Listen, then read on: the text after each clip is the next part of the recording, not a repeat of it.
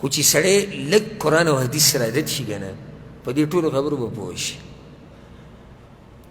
په دې ټولو خبرو به پوه شي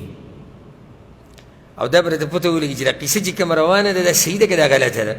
ما تاسو ته دا خبره ذکر کړې وم هسې عقلي خبره ته یو عامي سړي وکړم زموږ والد صاحب الله دې قبر د جنت باغچه کړي هغه دا قصه کوله وایي زه کلي کې وم او وایي څه کسان جومات کې پاسېدو چې موږ بیان کوو وی خلکو بیان شروع کړو نو زموږ یو کلیوال یاد کو او زموږ نسبین دی هغه هم مړ الله دې ټول وبخي وی هغه زما سره خوا کېناستو بس وی موږ کېناستو بیان مې اورېدو وی هغه قصه شروع کړه وی 100 ګزه موسی او 100 ګزه امسا او 100 ګزه ټوپ و نو د هیچ کافر پړکی و یعنی 300 ګزه اوچت شو 300 شو که 100 ګزه موسی دی 100 ګزه امسا ده او 100 ګزه ټوپ و 300 ګزه چې دی اوچت شو نو د هیچ کافر پړکی ولګېد نو زموږ والد صاحب وایي چې ما خو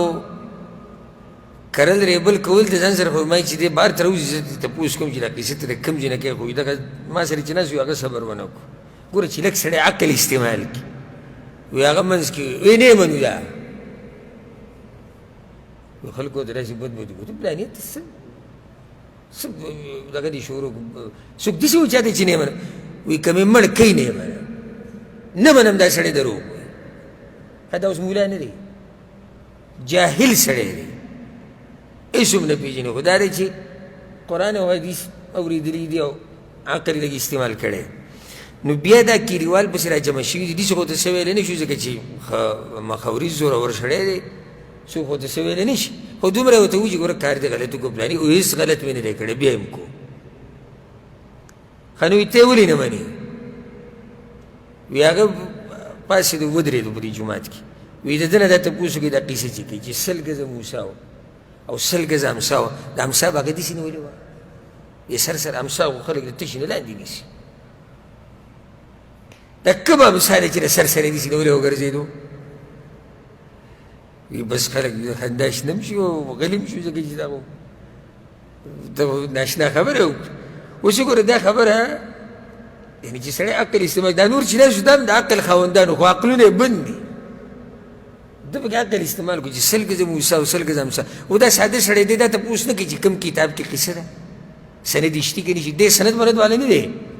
دی وایي چې 100 ګزه موسی او 100 ګزه امسا ورو دا څنګه د امسا د داسې نیولې وګرځېدو دا خو سړی ستړی کوي چې داسې امسا نیولي او د دې فایده سره چې داسې نیولي امسا خو تش نه لاندې ونیسي چې دا راټینګ کړي وی بس هغه چا چې قصه کوله هغه وایي چې وروره موږ د بزرګانو نه اورېدلي او موږ نور مه چېړه